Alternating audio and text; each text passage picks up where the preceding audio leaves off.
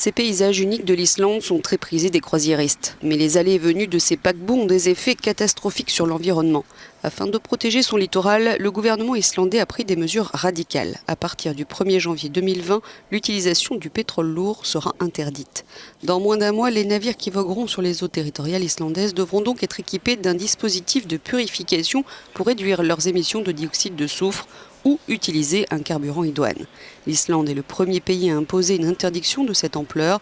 Au 1er janvier, la teneur en soufre des fioul marins des bateaux ne pourra plus dépasser 0,1%. Elle est actuellement de 3,5%. Bien sûr, ils pourront utiliser le pétrole jusqu'à ce que d'autres formes d'énergie prennent le relais, ce qui, je l'espère, se produira à l'avenir. Mais le mazout lourd est la forme de pétrole la plus sale utilisée aujourd'hui. Il est donc extrêmement important d'en débarrasser nos écosystèmes. Le fioul lourd principalement utilisé par les navires et les cargos de transport est plus polluant que les autres carburants car il libère une grande quantité de suie dans l'atmosphère lors de sa combustion. Et les particules de suie ne sont pas seulement nocives pour la santé, elles se déposent également sur les glaciers et accélèrent leur fonte.